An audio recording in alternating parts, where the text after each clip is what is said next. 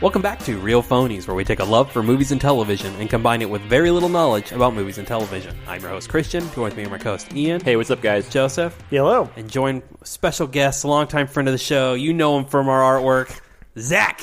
Hey, it's my voice finally. You've been mentioned so many times. Literally every episode. Oh, good. Yeah. And now Thanks. he says, oh, good. Thanks for He the art. doesn't know.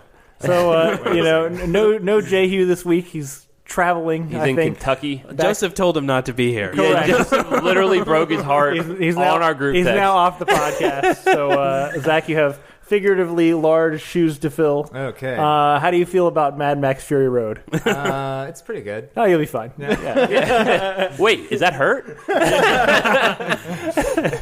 We are going to do our decade review because I'm sure people are dying to know what movies we thought were great during this past decade. We feel above just the year review, so we're Yep. going all in with a decade review. Well, like most media I was about to say, it's our brand new original idea that we came up with. So we have a lot of genres. I'm sure we're going to talk about a lot of different movies. So, yeah, we're going from 2010, a simpler time, All the way through up. through now, yeah. I was Air Force Christian, and now I'm Dad Christian. So that's my evolution. I was going to look Big up transformation. I was going to look Yep. up things that were happening in 2010 just for comparison, but who had a I think Twitter was still big. Yeah. It's carried over. I don't know that it's actually Twitter was that big in 2010? No. I mean, James Gunn was posting tree dick jokes on it in 2010. So It's true. A simpler time. Hey, yeah, that's a good roll. Let's go on to the next thing. So, do we just want to start with genres and just storm in. We got a list. Some fun, some classic, and I've done some research for this episode, so I did feel too. extra prepared. Me too. So Some research. yeah, Joseph failed to text out the categories. Oh, yeah. I just have a main list. maybe when we say the genre, they'll start coming to you. Yeah. Or I'll just agree with somebody. Yeah, you're handicapped, but that's Joseph's fault. Best action movie. We're going to start hot and heavy. Mine is probably would fit in a couple of categories. I really had two I couldn't pick between. There's one answer here. I know Mad Max Fury Mad Road Max is, but my other would be the Avengers because I think how influential it was for action movies. That literally studios changed the way they made decisions after that movie. I mean, came out. that's fair. I don't know if that's necessarily because it's an action movie or because it's full of superheroes. Well, I would say that might be a comic book movie. It might be a little yeah, I different. mean, it's both. I don't think it's the best comic book movie of the Well, day. even as far as comic movies, I think as far as like action Marvel movies, Captain America: Winter Soldier is the Agreed. winner for Better. me. Yeah, it's better. I just There's think a couple better than that. when we're talking about like action movies, like to me that one had such a big footprint across movie making in general that you can't ignore it. Yeah. I picked Mad Max Fury Road. I mean, it is literally one big action chase scene. Mm-hmm. Is there a lot of depth to it? No. But God, that substance is so good. The aesthetic of it and the music. Like, I mean, that movie's Charlize Theron's Furiosa is like an amazing character. It even makes me like Nicholas Hoult a little bit. Just a little bit. He's good in that movie. It's great. The one, that's the winner. I think the one I picked a couple ones. Yeah, that's the craziest thing though, because this decade has been really great for action movies as a whole. I picked Mission Impossible Fallout as a I think contender. all the Mission Impossible movies we got this decade are great. Yes. We'll come back to that. I haven't seen any of them. Really? Yeah. No. Oh shit! You need to at least see the last one. Yeah, the one with I wanna Henry start at the Cavill, the beginning. newest one. I think they're all good except for two, but you got to watch two. So Yeah, that's Especially all for part of it. especially for Fallout. yeah, His special power in 2 comes back to help. the 2010s brought us John Wick. Yep. True. See, I put John Wick Chapter 2 as another action contender. the Raid. The Raid Yeah, that was is going to be my number one for Yeah. action. Is just the Raid, and the Raid 2 is also good, but the Raid is just like, as far as just stripped down pure action. it's so, and again, it's like unbelievably influential. Like everything else that we've seen since the Raid is pulling from Agreed. the Raid. Yeah. See, I've never seen The Raid, so I got to catch Oh, that. It's good. awesome. It's one of those. It's one of those. I'm a big fan, and we'll find this over the course of my list. Is I like scoping.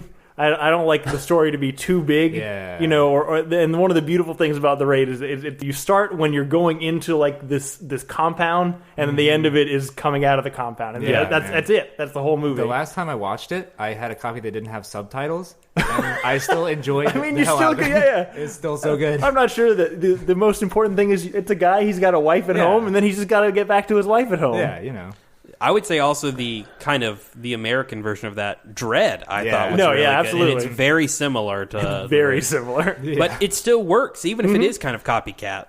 I still think there's no competition, though. I think Mad Max Fury Road is the runaway winner with that, just because it is like, it was so unexpected, it was so fantastic, and it's just like it's dope. It's rock and roll in movie form. It's metal, man. It's super metal. Yeah. But it's one of the best uses of like a visual medium used this decade. Yep. There are practical effect. Yeah. I mean, they crash cars. Yeah, I mean, movies. Rewatch it. I mean, it's going to hold up forever. One thing that's classic. really interesting about that film to me also is how it was constantly changing while they're making it, and it's still the product. Like, it goes to show that a movie is made in editing. Yeah. And they really somehow... Troubleshoot. Yep. Yeah, for sure. Took decades to get made. They constantly rewrote the script on set. They filmed crap without dialogue just because they thought it looked cool. Yeah. And then they make a dope-ass movie out of it. Yep. Two others I thought about were Fast Five, which I think is the best of the Fast and Furious movies. It is. I think it's a classic like 90s action movie taken to the best degree. Yeah. And then I put Baby Driver.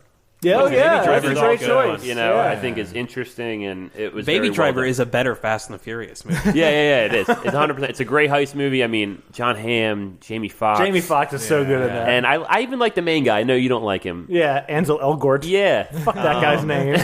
Fuck that guy's mom, I guess. That's a well-done movie. So those are a couple other action. And then I put Django. But Django, I don't know if you classify that as action exactly. It's a little Western. The last 20 minutes is an action movie, a lot but of it takes 3 hours to get there. We could do Western, too, if we want. If we want to throw that as a category. Tarantino movies, because that kind of is the genre of it. Yep. Yeah.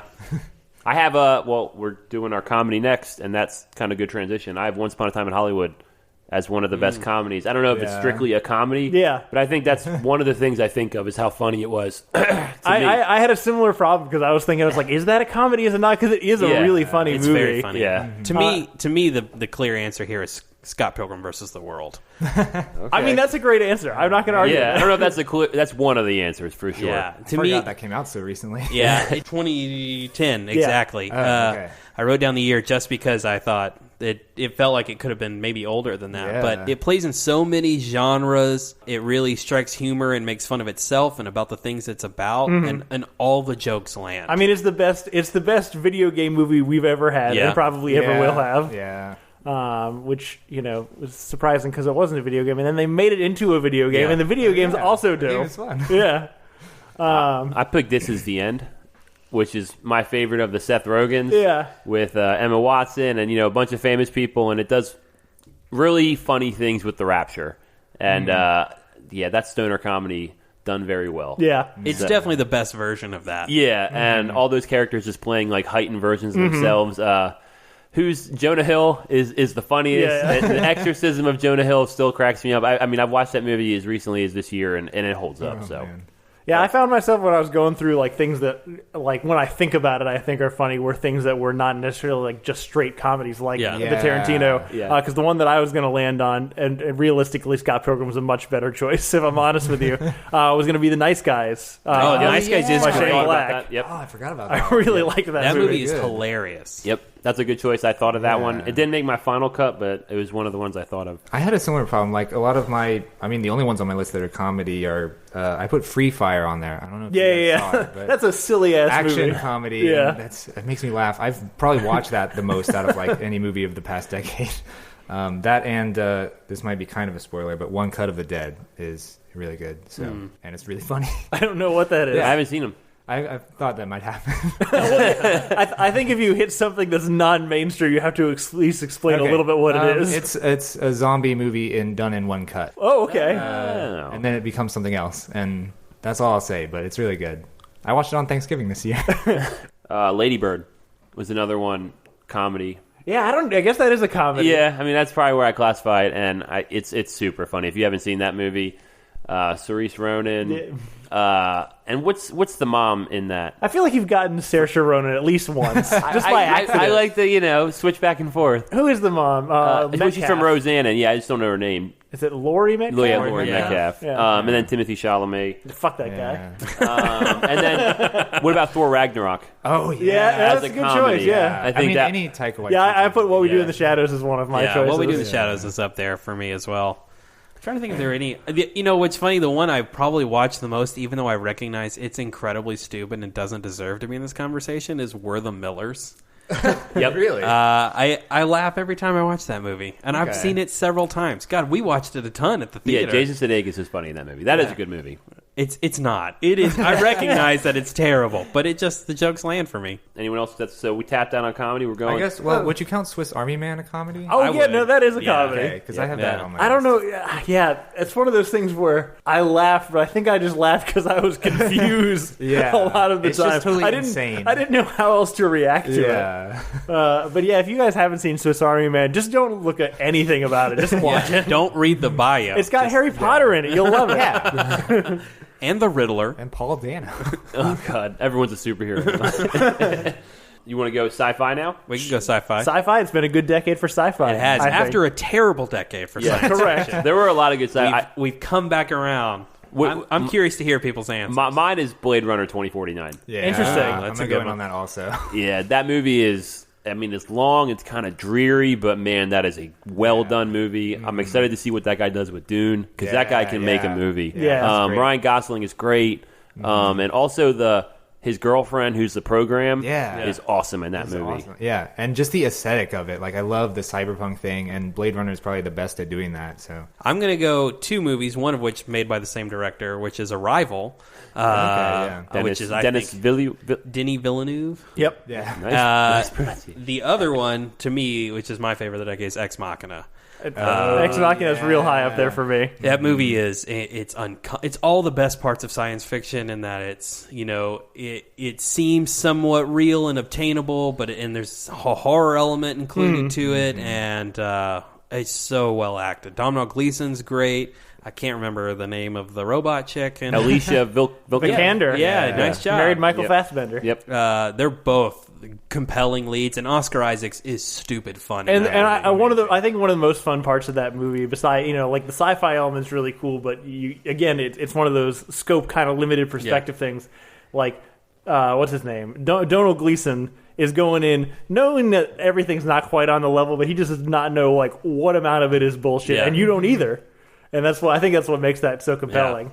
Yeah. The other one I was going to bring up was Annihilation, that's the same director. It is, right? and you and I were just talking about movies that you don't necessarily like, but leave an impression on you. Yeah. I don't necessarily like Annihilation, but that lighthouse scene fucking sticks with me. Like, I love that lighthouse scene. I still think of like the music cues in that scene. It's fucking wild. I've rewatched Annihilation several times. I really enjoy it. Mm-hmm. I think it's a good book to movie adaptation. My pick was Dawn of the Planet of the Apes, the second one. Okay, that's a good one. Yeah, with Caesar and Koba. I guess that's a sci-fi. It is.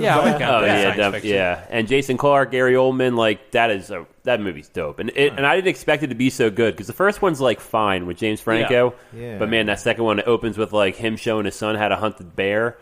And they're just like, you're right in it. It's dope. I love that movie a lot. It's such an impressive step, like you said, from the first one to the second one. Like, whatever Matt Reeves saw, the potential, he delivers on it. Mm-hmm. Yeah, Koba's one of the best villains of the decade for sure in that movie. Some of the other ones I wanted to mention as far as the sci-fi action, Edge of Tomorrow was this decade. Yeah, that's a great film.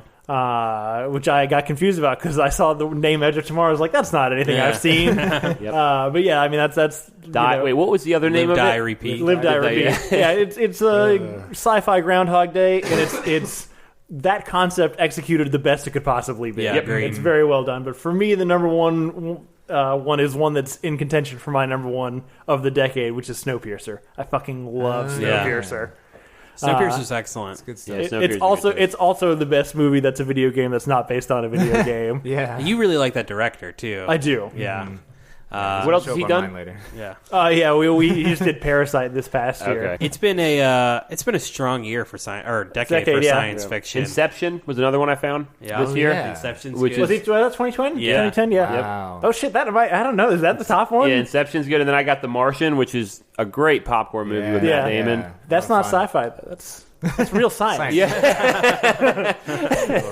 And then I had Gravity, which doesn't hold up. I couldn't decide what to do about Gravity. Gravity was the most singular watching experience of this decade for me. I loved it the first time I watched it. Like, literally walked out of that movie thinking it was fucking amazing. It does not hold up at home, I'll tell you that. I think Gravity has the same weight that, like, Avatar has. Like, it is a theater experience, and in the theater, it works. At home, on your shitty-ass TV... doesn't have the same. But yeah, Sandra Bullock, I mean, that's a good survival. I mean, she's good in that movie. I did like that movie a lot, but I don't think it holds up anymore. It's again, it is like, the movie is an experience. Like, it's not meant to be dissected or like broken down, the character arts. It's just like, you feel it with her kind of thing. It feels like something they would show at a museum, like a science museum. Yeah, absolutely. Yep. Which would be fucking dope if they do that. Yeah, I'll go. It's super scientifically inaccurate, but... Yeah, so those are a couple other ones. I mean, I love The Martian, and I mean, those are all great movies. Yeah. I was just gonna add Upgrade. I don't know if you guys. I heard that's like the better Venom, right? Yeah, with the knockoff Tom Hardy. It's a lot of fun. Yeah, for sure. I mean, this also gave us, timeless classics such as Prometheus. Was that this decade? Yeah, and I found that on people's top sci-fi movies. Yeah, a lot of people like it. No. Literally, I did a lot of research. It's terrible, but I would say it's one of Michael Fassbender's best acting performances. Yeah. He's so great as he's pretty good in most things. Even in the second one, where he's like, both. Yeah, I love that That's actually pretty Fassbender great. fight to the death. I hate that movie, but he is pretty good at Alien Covenant. Next, we got horror, which is not my category, so... Well, that's okay. We have the horror expert here. Yeah. Most of my list was horror. Let's pivot to you to start, then. What would you say is the best horror of the decade? I know what it is. Well, I mean, just because I saw it recently, I guess The Lighthouse I would start out with, because I guess it's kind of horror. But Ian hated that movie. Yeah, I walked out of this movie, so I might have missed what happened. At one point, they were like painting the side of the wall, and like William Dafoe is just chastising Robert Pattinson, and then he stares at a bird for like 5 minutes. Yeah. And I'm like, I don't get this. I mean, it's all pretty much like that. I don't think it would have changed any longer. But for more crowd pleaser, I could go Hereditary. I really liked. It's a good choice. I hear that's great. I'm going to add in It Follows, because I feel like That's Joseph's answer. That is my answer. Okay, good. Well, I'll let you talk about it, because I have a lot of others. Okay, yeah, no, I mean, that's fine. I'm sure everything that you have is something that I will also have. But yeah, I mean, It Follows for me is a top 10 movie in general for me. I mean, talking about influential, I feel like that was, if not the start, at least near the start of like the whole 80s like boom of recent stuff. Maybe. What year did it come out? I don't know. At least in horror. Yeah. It was it's just a really well done film that I feel like none of us are at this table are big horror people, but it was one of those movies that made me feel like, oh shit, there are good things in this genre. I should probably go back and watch more of them. Yeah. What else you got, Zach? Green Room. Yeah, it's a good one. Add that one. I didn't add that one. I've only seen it once, but it was great that I one think that's fine. That's how I feel about a lot of the horror movies. Yeah. Mandy from a couple years ago. Is that good? That's the Nick Cage one. Right? Yeah. I guess it was last year. But it is amazing. It really makes me excited about The Color Out of Space that's coming out. Because, I feel like he kind of did that kind of thing with Mandy, and it's now he's like really leaning into it. And then The Guest, I would also add. Was that the one with Dan Stevens? No. I'm thinking M. Night Shyamalan. I think that was like the one where they saved the grandparents. The Visit. That's The Visit. I never saw that one. Yeah, that's a good movie. Yeah, I hear it has a twist. Okay. Of course it does. I was like, why did I say that? You already said it's M. Night Shyamalan. Yeah. Yeah, and then I guess The Void is one that some people don't like, but I really like because it's a lot of like gross, goopy monster stuff. It kind of feels like an old John Carpenter movie, but like made recently. I remember the trailer for that, and I was like, no, this is not for me. I put 3 of the popcorn movies. I put Get Out. Oh, yeah. Which I thought was a good... I mean, again, as far as influential ones, it's probably one of the biggest ones, if not the biggest one. Quiet Place, which kind of was the gimmicky horror movie. Yeah. I think what A Quiet Place does really well is show that horror doesn't have... One, it doesn't have to be R-rated. Yep. And can still carry weight. It also can have I think a lot of horror movies that maybe is more indie cut, like It Follows, I don't think is super mainstream, but it has like emotional weight to it. A Quiet Place is like a wide audience movie that says horror can be emotional and connective and stuff like that. Yeah. So I think it's a good choice. Whether or not it's horror people's favorite movie is probably up for debate. But. I have two that kind of follow that direct line. I think of one of the big problems I have with kind of the cookie cutter horror movies is exactly that is all the people are idiots and you hate them and you want them to make better decisions, so you don't really feel bad for them. But two good ones that do kind of get you connected are The Babadook, which was also kind of a low-key Australian film a while back, and even further back, a great Tilda Swinton role, and we need to talk about Kevin, Ezra Miller, about a mother who gives birth to, kind of a serial killer, and then has to, raise him, realize that she's, the only one that can recognize that he's got this, evil in him, and he's, perfectly nice to everybody else, but evil to her. It's really great, but it's scary as fuck, because it could definitely really happen. Yeah. What was your last one, Ian? Yeah. No, I think that was the only one. I only had two. I put a very meta answer, Cabin in the Woods. Sure. Because of the connotations I think that it has, and just conversation it has for horror in general. The other one that I really like is The Witch. Yeah. I didn't put it on my list because I knew you were going to put it on your list. I think that's an extremely, not just, was that 2017? Yeah, somewhere around there. Yeah, it not only is my favorite horror movie of the year, it's one of my favorite movies of that year. It's just incredibly well made. Yeah, the attention to detail is crazy, and just creating the period. Yeah, he did such a good job of making it feel valid and real. Yeah. My other one was Bird Box. I never watched it. Yeah, which I think is the opposite of Quiet Place almost. Yeah. So why is it on this list? No, I mean it's good. It's quality. it's that gimmick taking all the way. Gotcha, and I don't think it's done. It's done well. Yeah. It's a one note thing, but I did enjoy it. Fair enough. I watched it once too. The only other one I wanted to dig even way back for, because it was 2010, is one that I just don't feel like got its due in its time, which was The Crazies with Timothy Olyphant. Oh yeah, that was a lot of fun. I think that's a good movie. I don't know why it didn't pop with audiences, but I've rewatched it many times and I enjoy it. That's how I feel about a lot of Timothy Olyphant things. He's not usually the best part of it. He's off-putting. He's the most off-putting handsome man. He is. He really is. Do you have any others, since it's kind of your expertise? Yeah, I'll just give one last shout out to Housebound, which was a New Zealand horror movie, said that. horror comedy. Yeah. A lot of fun, a lot of funny New Zealand accents in it, so it's enjoyable. The best accents. Yeah. Yes. Next we got historical or biopic. I'm interested in this one. Mine was, you're probably going to hate this, Irishman.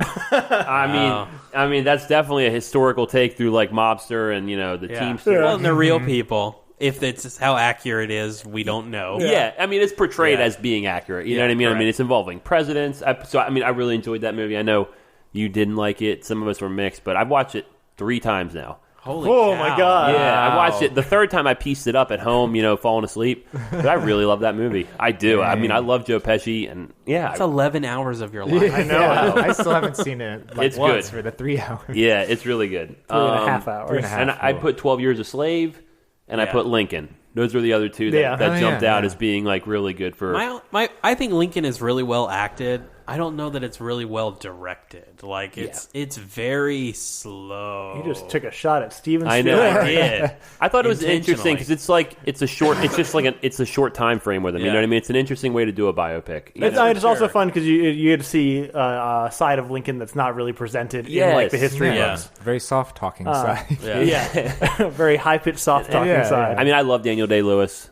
He's great. He's the right choice for Lincoln. Yeah, he's the right choice for everything. That's fair. 12 Years a Slave was also on my list. Yeah, I think 12 Years a Slave is a pretty solid contender for most people. Yeah. My favorite of the decade, though, is The Social Network. It's based on Accidental Billionaire, which how true is it? I don't know. Yeah, that's about the Irishman level of true. I would agree there. But I love that film. I think it's excellent. That's a good choice. That is a good choice. Yeah, I guess that's one of the hard things about deciding the biopic is how much of it is actually biographically accurate. Mm-hmm. I also really liked Rocket Man. As for a musical biopic, I think it's one of the better ones, and it is kind of fantastical in nature. Yeah. But I think it's really well acted, and I was pretty into it the whole Way time. better than Bohemian Rhapsody. I was about to say, does anybody want to put Bohemian Rhapsody on their list? Anybody? Yeah, Piece of okay. trash. Go ahead. That's it for me. I didn't have that many in this category. 12 Years a Slave 12 was- Years a Slave was, I I think, watched the it runaway. once though, so I Well, would that was unintentional. I but could yes. never watch that again. You know, that was such a hard Yeah. Lupita Nyong'o's role, Yeah. like and with Michael Fassbender, like absolutely. Oh, not. Michael Fassbender's like the most The evil devil. person on the I'm planet. just so- He's I'm- so good in it. I know. I'm so happy that Lupita got more shit from that though, Yeah, because there was agreed. definitely Yeah, a danger yeah. that she just get like cast as like Yeah. the slave girl or something, but instead she's had a really broad Yeah, for sure. I I mean, career she since followed then. that up with The Force Awakens, Yeah. where she plays a CGI She's alien. done Us. Yeah, she's classically trained. She went to some big acting school. I can't think of it. Juilliard. I think her and, I think she went to Juilliard. Oh no, maybe it was Yale. I Her don't and remember. Winston It Duke was went one to of those both two. went to Yeah. like really high prestigious schools.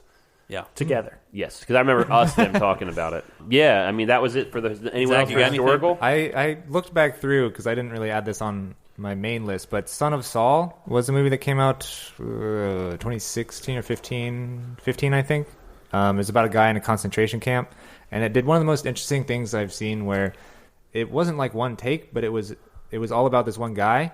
And every single shot of the movie had that guy in it. Wow. So you'd be seeing things like, if it was showing what he was looking at, it would be over the shoulder, or it'd be showing him from the front. It would just like constantly following him around, and it had the effect of like drawing me into it so much more than anything I've seen. That is interesting. Like that, yeah. So I think it's historical, maybe. I don't think it's a true as story. close as but- The Irishman, at least. Yeah. Romance is next, and I only found 3 that I actually liked. I'm not a big romance. See, this is where I was going to put Scott Pilgrim versus the World. I think it fits in that category. Yeah, definitely. I put the winner as, of course, my probably overall, it's going to be in the contention is Silver Linings Playbook. Okay. Absolutely love that movie. Shows mental health in a interesting light. It's Eagles fans. Yeah, there we go. That's what it's really about. I think It's- those two have great chemistry. That dance scene at the end, I could watch a million times. It's just very well done. And those two, you're right. They just pop off the screen. Yeah, that's Chris Tucker has a great cameo role in that. that was my pick for it as well. I will throw in Your Name, which is anime Yeah. film. Good choice. I was Yeah. going to say that too. Robert, yeah. That I think is it might, in my opinion, might be the best anime film of the last decade, and it's a really great romance story. Those are the only two that I really wanted to. I'm sure there are Miyazaki films that might challenge it, but they won't stream them for me, so I won't know. You never know. I added Moonlight is great. Yeah. That's a great Moonlight is pick. a good Barry one, Jenkins. I really enjoed that movie. Well, Barry Jenkins, if Beale Street could talk, I didn't also really I great. didn't see that one. Yeah. So, yeah. Yeah, that's a good point. I didn't put Yeah. either of those, but those are fantastic. Yeah, Moonlight stuck with me. Like Yeah. that was a movie that, like, Yeah. I mean, Naomi Watts' character as being like the crackhead mom is just pretty daunting. Naomi Harris. Naomi Harris, sorry. But yeah, no, she's really great in it. I'm surprised that girl hasn't done more stuff. Yeah, One of the ones that I don't think a lot of people have seen that I wanted to put on this list because it's just an oddball choice is a movie called Perfect Sense with Eva Green and Ewan McGregor. It's a sci-fi movie where like all of humanity is slowly losing their individual senses. Oh my god. And like dealing with it, which sounds horrifying, but it's kind of about how this couple meets at the very beginning and how their relationship flourishes while like they start losing all of their senses and kind of like how humanity comes that together. sounds really interesting. Okay. It is really interesting. It's on Cool. Hulu. I recommend it. Oh, I'm gonna check that out. Nice. I put Call Me by Your Name. I don't know if you guys have Oh, seen that yeah. movie. That movie's really well done. Luca, something with the G, I can't pronounce Yeah. it. Army Hammer and Timothy Chalamet. Fuck that guy. You And hate that guy, but you mentioned like 3 of his movies. I know he's in a lot of good movies. I think I resent him more. Fair enough. And who's the guy? He's in Boardwalk Empire. He plays, I forget it, but he plays the dad in it. Michael Rosenberg or something. Oh yeah. But, he was probably one of the best parts of the movie. Yeah. He plays like the, just a smart, professor dad. But if you haven't seen that movie and you like romance, like that's one you got to get. Yeah. Have any of you seen that? No. I did not see it. But I just like I like the hyphenated Professor Dad. Yeah, he's like, that's exactly what he is when you see the movie. So, any other romance? We want to move on? I was trying to come up with one, but this is just from last year. I liked it a lot. It was called The Old Man and the Gun. I don't know if Oh, you saw that. yeah. That's Robert Redford. Yeah, but it's like a romance between two, elderly people, and it's really charming. It's really like fun and light. I watched it on a plane, I think, and it was a perfect plane movie. There's I like Robert Redford. Yeah. I want Robert Redford to be in more things. Also, Crazy Stupid Love, since I don't think anybody said it. Yeah, Crazy Stupid Love is excellent. Yeah, Robert Redford's now the president of the United States in the Watchmen universe. That's true. Did he ever make an appearance? No, he did not. Fuck that guy.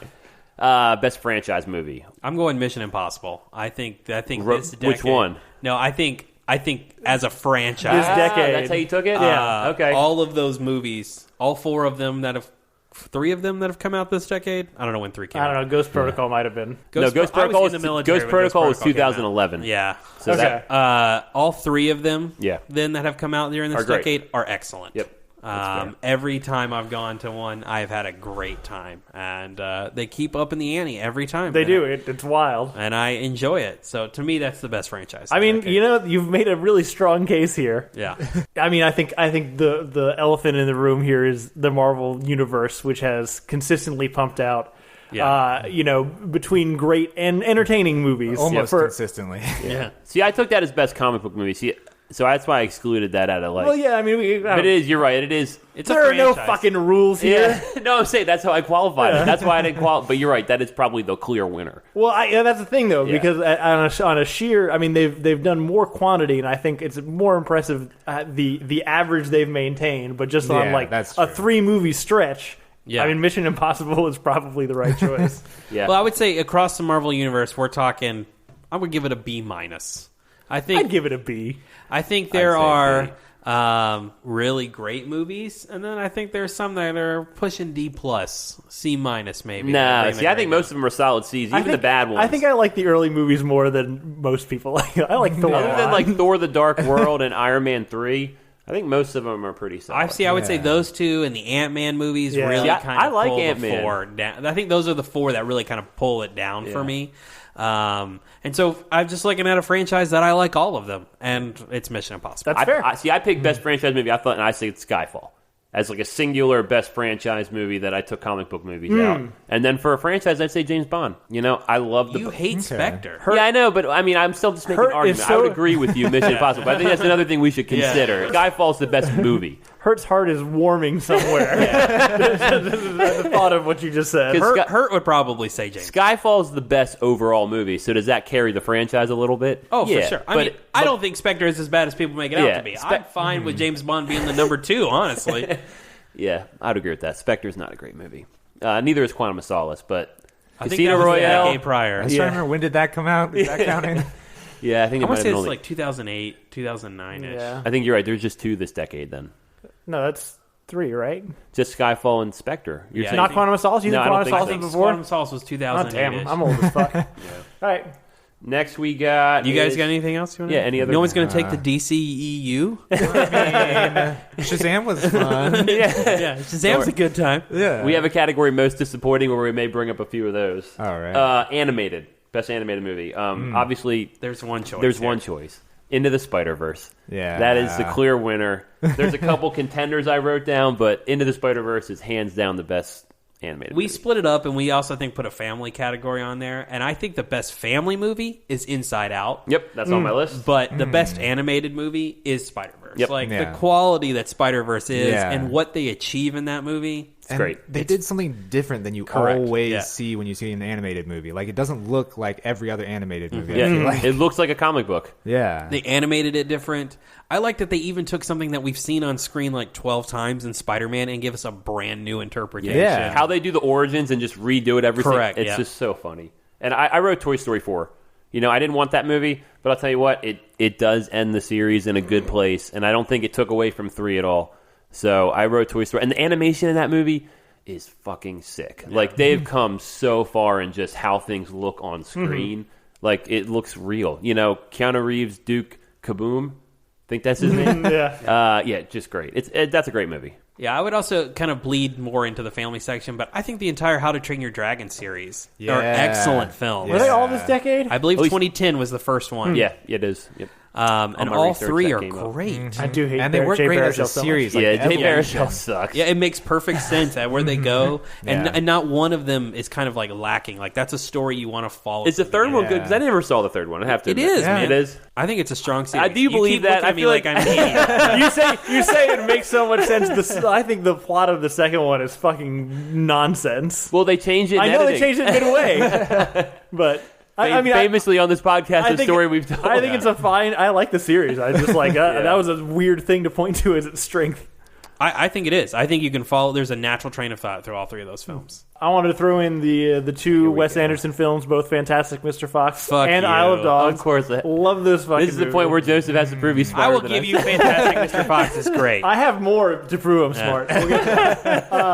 Zootopia, which I think is really great, and to me kind of unexpected. Yeah, Zootopia should be on. I didn't think it would be nearly as good as it was. Zootopia has so many layers. Yeah. And there's just so many things, if you're looking out of the corner of the screen, that can crack you up. Yeah. It's got a lot of Easter eggs. I watched it a ton. Your Name, which we talked about, the Japanese anime film. There is the only Miyazaki film that I've seen, which was streaming for whatever reason, it's actually a French film called The Red Turtle, and it's about a guy it's an animated film about a guy who gets shipwrecked, and it's completely like wordless, and it's just about him like. It's kind of like Castaway. Yeah. But it's beautiful and it's weirdly spellbinding for the fact that nobody talks in it. And that's probably, I still think Spider-Verse is probably my pick. Yeah. But it's up there. Spider-Verse is probably a bigger, more got a lead than the rest of them than even Mad Max over action movies, I'd say. Like Spider-Verse is... I don't agree with that. I think it's been a crazy strong decade for animation. Yeah. I think animation in general, like we've had great animation in the last like 25 years. Well, I would agree with you. I think we've had a really strong decade this decade because in the like early 2000s and the Oddies, you only had one studio that was really putting out strong animation films in Pixar. But I would say DreamWorks, Disney Animation, and Pixar. And then you have, like, indie companies that have all put out strong things. Like, I know you don't really care for Kubo, but I think Kubo is a good movie. I think it's a really good-looking movie. That's something, too. It is. Yeah. I mean, speaking of, the only other one that I was going to bring up is one called It's Such a Beautiful Day. It's like a little stick figure experimental animated movie by Don Hertzfeldt, and it's... I was putting together my list, and I think the reason I added it is because it was the last time I cried in a movie. Wow. So, it got me. Heard that. It's a good experience. Next. That's it? Is that all we we're got? good, yeah. We're moving on. I got indie. Best indie. And this is tough. Counted. I'm okay to this one. I threw in there because there's so many things that we talk about would technically be considered indie movies. This is where I got a repeat. I put Lady Bird here more than a comedy. It definitely is an indie, but we can just skip over. Short Term 12's great. I put Parasite. Didn't you watch Parasite? Parasite's good. Parasite's also good. Yeah. I didn't know if it counted. I put The Big Sick. I think it counts. Definitely. I love that movie. Yeah. But it's by Prime, so I was like... Yeah. But yeah, you get some overlap there. And then I got movie dramas. Sure.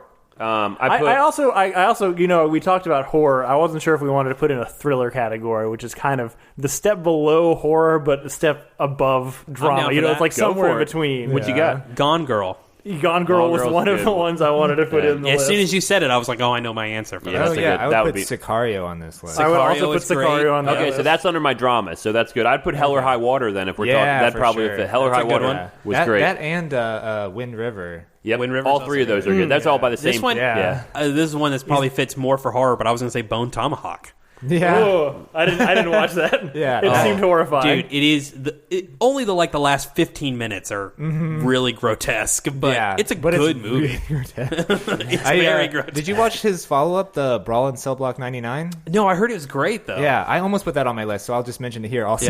Yeah. That's Vince Vaughn. Right? Yeah. For drama. Very intimidating Vince Vaughn. Anyways. What, in jail? Yeah. Huh. I would put that being more to your thriller category. Yeah. Any other thrillers? But I mean, I'm sure we could come up with some. What was the other one I had? Oh no, I wanted to throw back to the indie one. One that I know Christian will love. Mud. Oh, which just came out of nowhere. And that's fine. Was yeah, that was during the reconnaissance. It was the beginning of the reconnaissance. Birth the reconnaissance. I like Mud a lot. But best drama? That's a hard. That's I put Wolf of Wall Street. Wolf of Wall Street is that great. might be his best comedy. I don't know. Yeah, that's what I'm saying. It's one of those could be in a couple. I think it's drama more than anything, but it could be in a bunch of different places. Yeah, I mean, I don't. That's a hard one. I kind of have recency bias on this. Like, I know my favorite movie this year so far has been Marriage Story, and that's definitely a drama. Yep. So it's hard for me to compare it against the entire decade. I also really like King's Speech. King's Speech is a good one. Okay.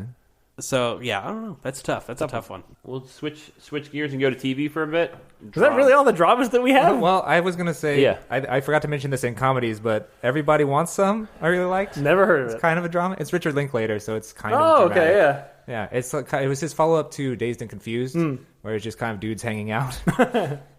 I mean, Boyhood's also really good. I think came out this decade. Yeah. You know, 30 years in the making. I really think they just shouldn't have told people about the gimmick because I feel like it throws you off from the fact that it actually is a good movie. Yeah. I also have Room on here. Oh yeah, I was gonna add that too. And I don't know what fucking category this falls under, but it might be the top for me, even though it's not as like probably dramatic as some of the other ones.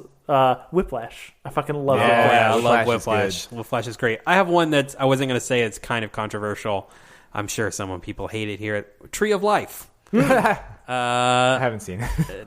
Terrence Malick makes difficult movies, so it's not for everyone. But I like that movie. I think it's really good. Whiplash may win. Actually, now that you say it. Yeah. So TV. Yeah, TV dramas. Best. You know, I got a couple here. I assume we go for a series that started after 2000 or 2010. Because I wasn't sure about Breaking Bad. Breaking Bad does the not mix. count. Okay, if we're taking Breaking Bad out, Better Call Saul can count. Yeah, I put True Detective. Yep. Yeah.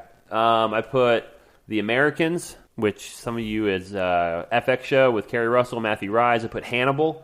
If you guys have seen that. Game of Thrones. Yeah. Gotta mention Game of Thrones. Stranger Things. Yeah. And I put Haunting of Hill House. Those were like my contenders. I like Haunting of Hill House. Yeah, I'd agree with all that. Yeah. I think all those have to be in the conversation. Yeah. My two that I wanted to say, but both start in 2009, were Breaking Bad and Full Metal Alchemist Brotherhood. So I barely missed the cut. And then the only ones I thought of were like ones you mentioned, like Game of Thrones and stuff like that. I mean, I put Watchmen in there for its one season run. Yeah. It's really phenomenal. Watchmen's great. I would also say Chernobyl, actually. Yeah. Yep. It's a fantastic miniseries. Yeah, Game of Thrones, I would have said would have been the ballpark. I mean, like the sure thing. But man, that last season just mars the whole thing for me. It really does. So I almost didn't even want to include it. That's how Have you guys far ever that thought about going back and rewatching it now that it's over? No. I don't want to. Not since then. I want to watch it through season 4 and stop. Yeah, that's fair. Pretend that it ended there. Yeah. Yeah, man. I don't want to watch 5 it. and 6 too, maybe. But That's the thing. It ended in a way that doesn't make me want to go back to it. Almost. Yeah, that's the interesting part. Of it. Yeah. It's not good. Kind of like it reminds me of Lost. How like the end. I know we're controversial on Lost, but how the whole thing kind of just it almost just scorned me a little bit. I'm like, I fucking waited all this for that. Yeah. So Interesting. if I had to pick one, I would say Stranger Things is pretty strong. The Crown is another one. If you haven't watched The Crown, it's really good for historical drama. But I'd probably pick True Detective. Yeah. I'm higher on the second season than most, and then the first and third seasons I think are. I mean, the third season was this year. Yeah. And that's probably the best thing I've watched this year on TV. Yeah, I would definitely agree. I didn't even think about it when coming prepared for this, but I think True Detective season 1 might be my favorite like piece of media that came out in the past 10 years. It just is like hits such a sweet spot. Yep. Matthew McConaughey's character is great.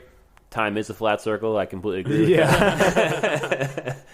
You guys got any other ones? I mean, I honestly, I think True Detective is probably the answer for drama. I would agree with that too. And with True Detective season 1 is so strong. I'll even say this for season 2. It's not good, but they fucking try something. Yep. They do. Yeah. God, They always do. Colin Farrell is the fucking best in that season. I mean, a lot of the actors are good in it. It just it gets away from itself. Yeah. That's a good way to describe it. And Haunting on Hill House is one season. It wasn't maybe watched by a lot of people. I think it did well on Netflix, but a lot of people don't know about it. That show is great. It's like horror Lost. That's what it reminds me of, because every episode is like a flashback season of like episode of one person, and the singular narrative like focuses on a character per episode. It's very well done. Oh yeah, was Sherlock or Downton Abbey this Yes. Downton was Downton's good, but I don't think it's here. I think we also said we do TV comedy. I would actually probably put Downton more in TV comedy than I would TV drama.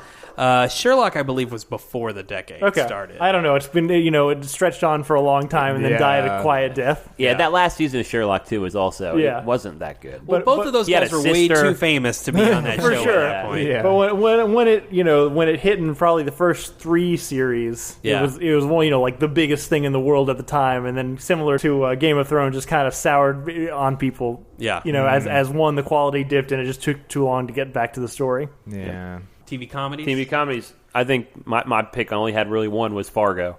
Fargo on FX is great. Which is also could be a stretch for drama. I finally saw a trailer for the new season. Oh, I want to see that. It's nothing. It's just them standing, the two rival gangs standing in the street, staring Chris at Rock's each in other. there? Yeah, it looks great. Oh, I can't wait. Yeah, no, Fargo is so good. It's one of those flies under the radar on FX, but it's so well done. It holds up with some of the best shows. Season 1 and 2 are equally great. 3 is a dip down a tad, but still very well done. Ewan McGregor plays twins, and he's super funny in it. Yeah, Fargo's up there for me. I put Downton up here. Yep. And I also put Atlanta. We probably should put that. That's also one that's hard to categorize. Yeah, I think there's a lot of humor in it. It's obviously more than that. But if I had to, I wanted to include it somewhere, so I'll put it here. Mm-hmm. That's it for me. I will say One Punch Man is really funny. Yeah. It came out great. This decade. But really, the whole reason I even wanted to talk about TV is so I could talk about BoJack Horseman because it's my heart and soul, and I genuinely think it's probably the best TV show that's come out this decade. Also, Rick and Morty. Oh yeah, Rick and Morty came out this decade. Yeah, that's a good call. If we had an unexpected, it would be that. Well, they had no idea it would be the way as good as it is. Biggest surprise for sure. Zach, what do you got? I was trying to think. I agree with the stuff that has just been mentioned. I haven't seen Fargo or a couple other things, but I just recently I've watched the first 3 seasons of Silicon Valley, and I really liked it, but I've heard it gets worse, so maybe don't include that. But look, we're a little biased because of T.J. Miller, but that show's probably is legitimately super funny. Mm-hmm. Yeah, I've never watched it. Yeah, I haven't now that either. I'm thinking about it, when did Veep start? Because that's really good. That's part of a lot of the ones I researched that was in there. So that counts. Yeah, okay. I hadn't seen it, but I hear it's great. Yeah, it's a lot of fun. It's really smart dialogue and HBO. Yeah, dominating our TV list. Got the best stuff. TV's kind of dipped. Definitely I think last decade was a little better for TV. Oh, last decade was end of the last decade, beginning of You get all those NBC comedies I was thinking of, and The Office and Parks and Rec and Community all started right. Yep. Yeah. I think 06 to 010. That was the sweet spot of TV. I don't know. I feel like we're in a really great spot for TV right now, and we have been for a while. There are really good. I think I would say this. Maybe there aren't great shows. Like everything you just said. Those are the age of pretty iconic good shows. But everything right now is it's pretty all right. You're right. Yeah, it's kind of evened out, but there's a lot more of it. Yeah. All right. So, any other TV comedies? No. Of all the genres we've talked about, this is my least favorite one. I don't watch a lot of Me neither. comedy. I don't like light 30. 30. Actually, for TV shows, we should put The Mandalorian. I don't know where that would fit in. It would be a drama. Yeah, but I think that holds up. I mean, that's dope Star Wars shit. It definitely accomplishes something that nobody else could figure out how to do. Yeah, it's so good, and every episode's different. Yeah, it's really good. I would say for animated shows, I really love Rebels. I'm not sure when Clone Wars started, but Clone Wars was before that. But Rebels has been on some lists. Yeah, Rebels is great. Yeah, I haven't watched it, but I hear it starts off a little rough, but gets better. Yeah, it starts off a little younger than it probably was going for, and then it turns very sharply. All right, so that's all we got for TV. Kind of finishing up with some random ones that we all thought of towards the end was a comic book movie. Yep. Yeah, it's Winter Soldier. It's Winter Soldier. No, it's not. It's Black Panther. Well, yeah, that makes Black sense. Panther, and I would say Winter Soldier is my third. I put Infinity War at number 2. Wow. Infinity War is the best version of all those characters, on missions, getting the stones. I like Black Panther a tad more, but man, those were the first 2 movies I think we reviewed on our podcast. I can remember. They're up there. See, Endgame would be my number 2, and I know we have diametrically opposite opinions about Endgame and Infinity War. Infinity War. Scott Pilgrim also fits in this category. It absolutely does. Yep. Yeah. Could be the best. I just think, man, Winter Soldier. Again, when you talk about the Avengers, I think the Avengers fundamentally shaped how other studios approached this kind of idea of a shared movie universe. Winter Soldier shaped how Marvel was going to approach their shared universe. It was one way, and then they found these niche directors and this idea of making genre movies but superhero versions. Like, this is the first time they do that. Yeah. And I think now they're like, oh, this is our formula. We're going to stick to this. And that's fair. I mean, Winter Soldier is a great movie. I just on wanted to record watch as it saying, like 2 weeks ago. Yeah. I think Black Panther it shouldn't have worked as well as it does. You know, just for like a culturally, you know, all black cast and just like, you know, Marvel, you know, they got to stick to a template, the MCU. But he was able to deliver this created of a world and like this whole narrative, and it just all works. Yeah, 100%. You know, it's a grand slam. And I think I just didn't expect it to be as good. I'll never forget when they do the tribal fight when he beats M'Baku, and then he sees his dad. Like, I was getting the feels of like, holy shit! Like, that was an experience in a movie theater I really enjoyed. Yeah. And have enjoyed thousands of times. I watched that movie in your home. probably more than anything else this decade. I would say Black Panther. What's our most watched movie of the decade, do you think? I would say mine's Black Panther. I would have no idea. It's a tough one, right?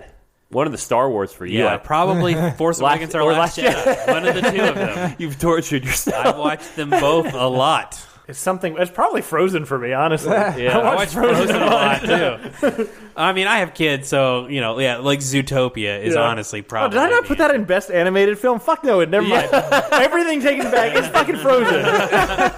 How did you forget about? I don't know. It happened a long time ago. What about you guys? Comic book film? I mean, probably Into the Spider-Verse, if that counts. Otherwise, I really like Thor Ragnarok as far as like Marvel movies go. Mm-hmm. That's a good choice. It is a thing of like where it's just like a fun comedy, but also Thor is there. Yeah, it's definitely the best version of Thor. What's his Korg? What's his Korg? Yeah. Oh God, he's so funny. His scene in Infinity Gauntlet. What's in Endgame? Yeah. It's the best part of that movie. Yeah. Yeah, I could bullshit, but I'm with you. Winter Soldier, to me, is the hands down winner here. I think a wild card could be Guardians of the Galaxy. Yeah, just with taking like original characters with a new idea, and it also just fucking working. I'm gonna use it as our transition to most surprising. Yeah, because Guardians of the Galaxy works way better than I thought it was going to. Yes. Made by the guy who wrote Scooby Doo. Yeah, with a cast of people who I was all familiar with and didn't really love. Yep. And it just, it's a ton of fun at the movies. Yeah. And completely he invented a vibe that I hadn't felt at a theater before, like this retro 80s, I don't know, it's just with the way he works in the music, you know, in part of the movie, so good. And so surprising, you're right, because I'd never even heard of the Guardians of the Galaxy. So it was like a sci-fi movie almost, because I didn't know, you know, and the way they talked about the Infinity Stones, and they go to like a Celestial's head as a space station. Like, it was just cool. Oh, it's their Star Wars. Yeah, it was just cool. That movie's so, like, popular with the audience and so surprising. Like, the studio, like, fired David Ayer in the middle of Suicide Squad and recut it to try to replicate Guardians of the Galaxy. And it does not work. At all. I put John Wick. I think John Wick was on my list, too. Yeah, that's a good choice. Just one that, like, I had no idea. Like, oh, this is a Keanu generic action movie, and being like, holy shit. I put A Quiet Place. I was about to say Quiet Place. I think is the logical follow-up from that, because it hits in ways that I didn't think it was going to, and it proves John Krasinski is a capable director, and it's a lot of surprising. I put I watched this with Joseph, and always remember Logan. You know, coming off all of these bad X-Men movies, and you're going to tell me we're going to do just an old man Wolverine story with just a girl, and it didn't look like any superheroes. I was like, oh, this is probably going to be stupid. And I don't really like the Wolverine. I know some of us have mixed opinions on this podcast. I don't think anyone here. He likes the Wolverine. He very specifically says the director's cut. Not the Silver Samurai part. But yeah, no, that movie works all the time. Like the aesthetic, just kind of like two guys on a road. Patrick Stewart's great in that movie. Yeah. And I'll always remember walking out and telling Joseph that this had a really noir vibe, and Joseph just pounded me. Oh, you don't know what noir is? You're a fucking idiot. And then the noir cut comes out on Blu-ray. Yeah, like 2 months later. I'm going to go Star Trek Beyond. That's fair. That's a good one. Because Into Darkness was such a misstep. I don't think Into Darkness is as bad as people make it out. That's the irony, is that's like the biggest Star Trek movie. Yeah. I think commercially it's the best one, but it is remembered as the worst one in the series. It might be the most JJ thing ever, which is JJ's super literal in his interpretation of things. So he's like, let's do Wrath of Khan, but we'll flip it. And it doesn't land, you know? Yeah. So for Star Trek to Beyond to go to a different director in Justin Lin and then make a smaller scale story, kind of like what you were talking about, some of the things you like, and it felt like a Simon Pegg. A really good episode of the show. It felt like a great episode of the show. Yeah, very well done. It works. Yeah. I like how they mix up the characters because it had been too much Might be Spock and... Yeah. And what's the main... Kirk. Yeah, too much Kirk and Spock. They and break then them up. Spock and Bones, though. Yeah, Spock and Bones was good great. shit. Yeah, it was great. The other thing is, it might be Idris Elba's best cameo villain turn. Like, he does that in a lot of things. That's the only time it actually works, in my opinion. Beastie Boys is the MacGuffin? Isn't he the villain in The Losers? Yeah. Is he the villain in The Losers? I think he is. Man, I haven't seen that movie in so long. I remember him being pretty fun in that. I was going to say this on Logan. I know everyone loves it. I only saw it the one time in theaters. I've never been interested in going back and rewatching it. It's a very small, like, drama movie. I mean, I honestly have only seen it once on Blu-ray and once in the theaters, and the second time I don't think I loved it as much, but it had an experience in the theater, you know, especially... I mean, I will agree with your argument, the track record of X-Men movies. Yeah, it was critically that's a surprise. received after, Yeah. like, they had been trashed forever. Yep. I got a couple ones. I got one we already talked about, Edge of Tomorrow, which there was no reason to expect to be because we didn't see anything about it before it came out, really. But also, Emily Blunt wasn't a superstar at the time, and Tom Cruise was still in bad Tom Cruise mode. Yeah. It was still like we were thinking Scientology Tom Cruise and not I'm going to kill myself doing an action stunt Tom Cruise. So that one, a movie called Colossal with Anne Hathaway. Yeah. That was one that I was going to say. That I don't know what I was expecting going into it. I knew kind of the basic things, but it went in a completely different direction than I thought. Totally wild. Everyone is great in it. Like, all of the performances are really good. It's strangely affecting. Jason Sudeikis surprised the shit out of me. He's so good at that. And then the one I think is the most surprising, we talked about this in our mismarketed episode, but I still think it deserves repeating. Drive. Oh, yeah. Because I went to see a midnight showing of that movie with a bunch of enlisted military guys, and they did not get what they paid for. Not a lot of driving in that movie. No. It's a really, really great movie. Oscar Isaac in that movie also. But it's not an action film. It's not really anything that I had seen before. So I'm glad you brought it up because I meant to mention that back, I guess, in Thriller. It's on my main list that I had made. Drive. I've got. We can hit some miscellaneous later.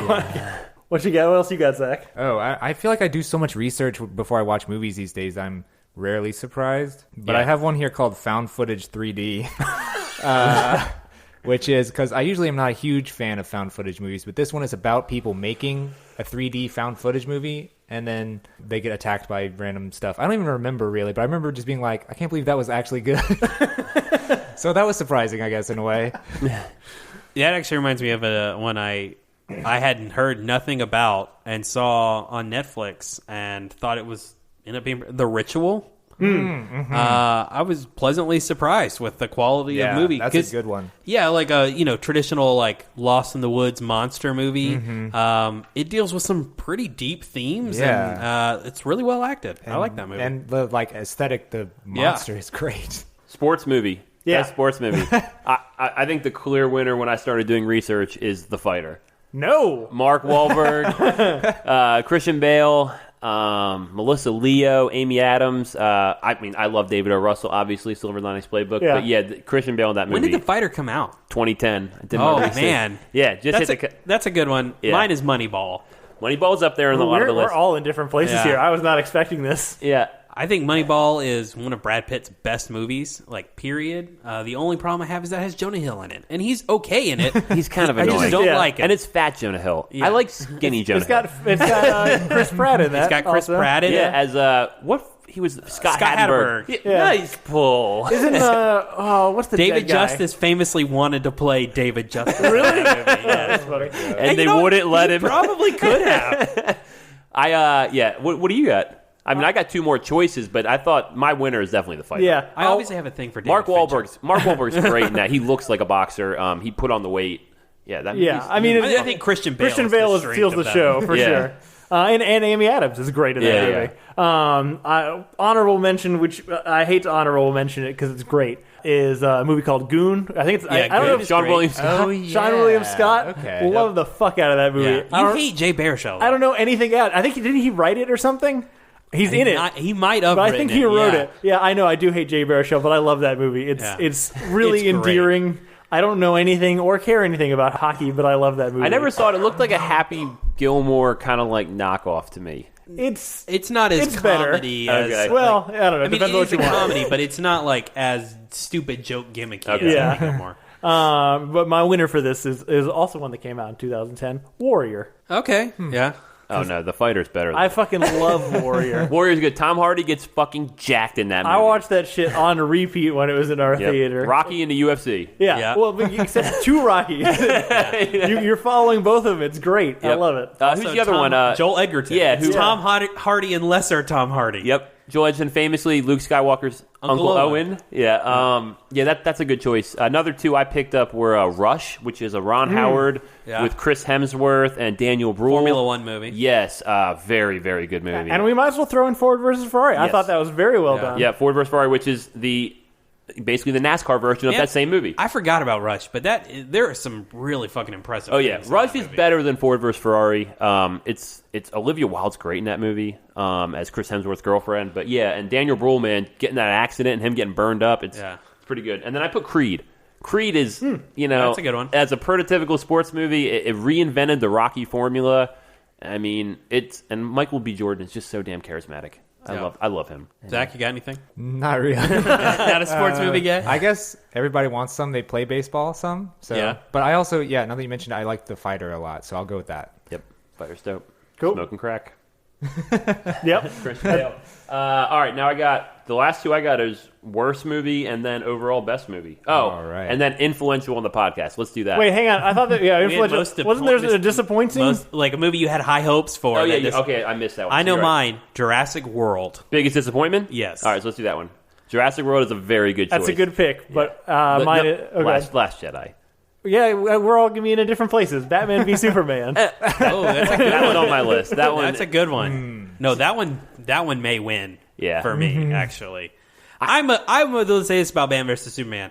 I think the director's cut. I'm gonna pull a J. Hugh here. The director's cut is better.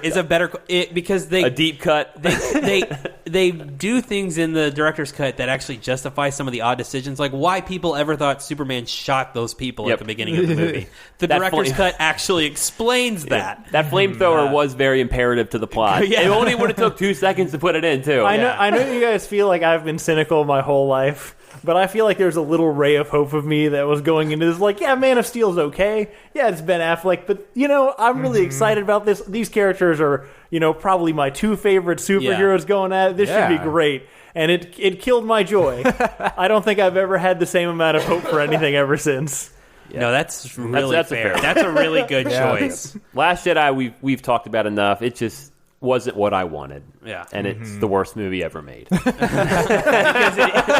it isn't what you wanted. And I put Dark Knight Rises. Dark Knight, I fucking love that movie. I was so stoked coming off that. Yeah. And just I know some people like that movie. Yeah. And I'm not even saying it's the worst movie. Yeah. But it just wasn't what I wanted. And that's, I think, when you get most disappointed is when it's like not what you dreamed up in your head. Like compared to what we were expecting from The Dark Knight. Yeah. It's not terrible, but it's just not what it's a Batman Begins sequel that I didn't really know that's what they were doing. On that note, I'm going to go Interstellar. I was about to say I think that's even more so, and I think that's partially our fault as the audience for putting a lot of expectation on. Well, I think Zach's right. Like that's kind of what makes the movie disappointing. Is what you want out of it, and then is it that? I just feel like our expectations affected his decisions.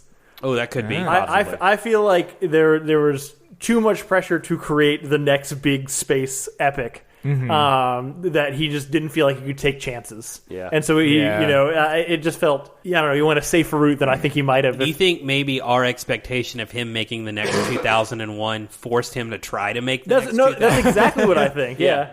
Yeah. Interstellar's on my list too. I have a very personal one here. I don't know if you guys have seen Game Over Man, or the TV show Workaholics. Yeah. I enjoyed that show. And then they made a movie, and it's the worst movie, probably of the year. Is that on Netflix? Yeah. Yeah. It's so bad. It's not funny at all, and I was so disappointed.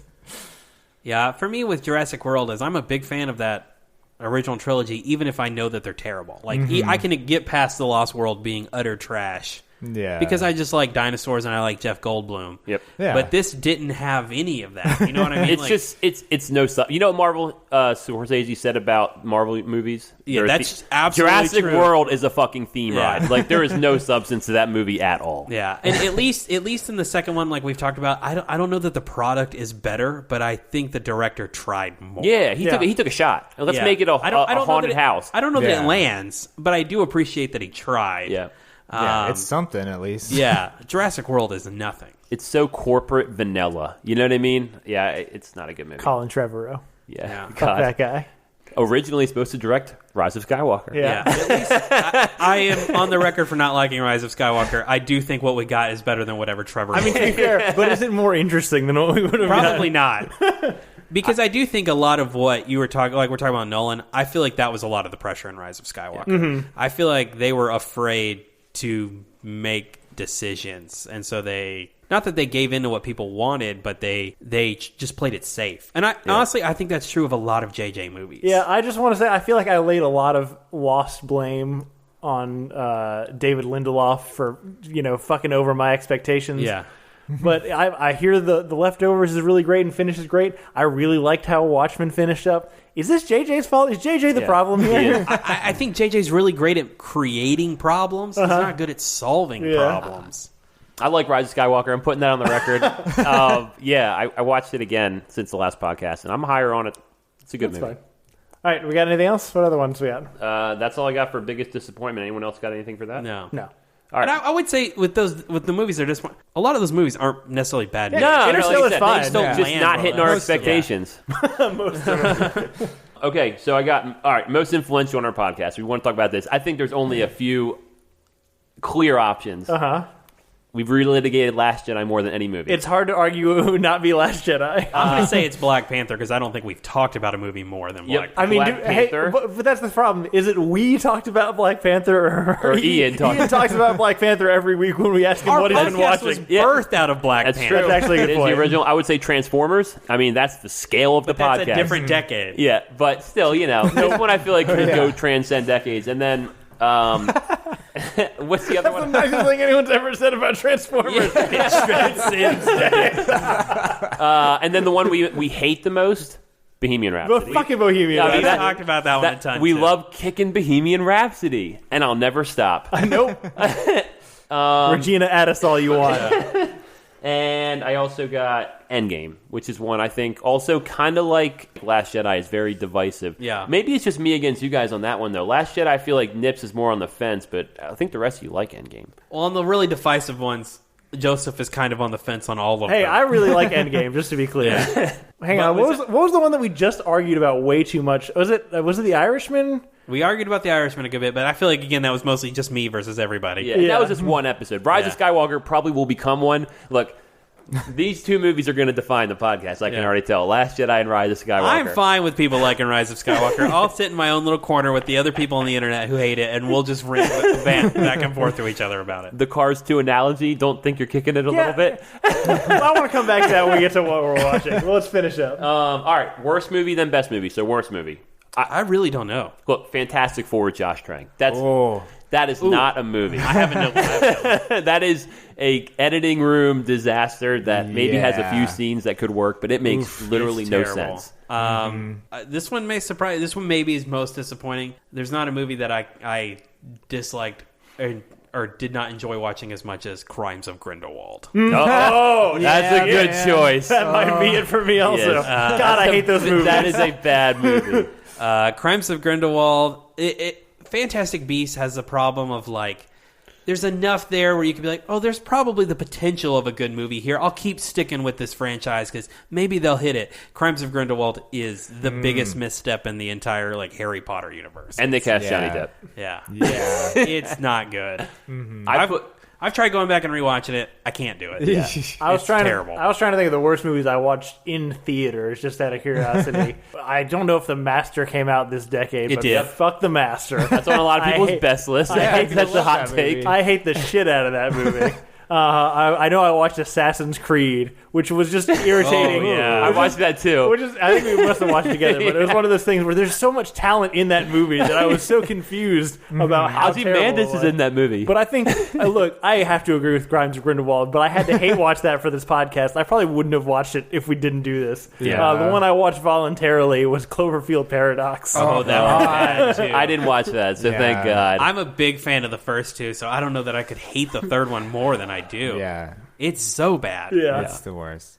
I mean, like, This is all you do. All you do is watch I know. terrible movies. I see. I like to watch bad ones, so I was gonna I don't know. Birdemic came out in 2010, and that movie is horribly made, but a lot of fun. But I agree with a lot of the ones that you guys are talking about. So I'd add the Emoji Movie into that. Oh, it's real bad. T.J. Miller also. That's a really good choice. That is Someone cast Patrick Stewart as shit. Yes, that is Why? a great choice.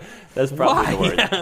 Yeah. It's terrible. That's a good choice. I kind of got a random choice. It was someone who we love, Jon Favreau. Cowboys versus aliens. I like Cowboys versus Aliens. Man, No, I don't remember it. Yeah, that's kind of the problem. It's dumb, but I feel like whoever pitched it to him and he was like, well, this is about as good as I can do with it. Honestly, Harrison Ford gives zero fucks. in that Cowboys and movie. Aliens might be the Transformers of this decade, if I'm honest with you. Yeah, I think that's fair. This one's more recent, so I didn't want to include it for recency bias, but Men in Black International is literal trash. That's a pretty It's good choice. terrible. Haven't seen Dark it yet. Tower. I mean, if we start getting closer, there's a lot more bad movies recently. Dark Tower is another awful fucking movie with good people. A lot of them have Idris Elba and Liam Neeson. As much as we love Idris Elba, he's made some stinkers. Sorry, Saint Idris. Yeah. I'm going to say the last two Fast and Furious movies have been huge disappointments. Oh, Are you including Hobbs and Shaw in that? No. that's the worst one. What? Yeah, that's the worst. The movie's awesome. It's definitely an action movie on steroids. The Rock Samoans people to death at the end with Yeah. torches. It is a ridiculous movie. It's fun.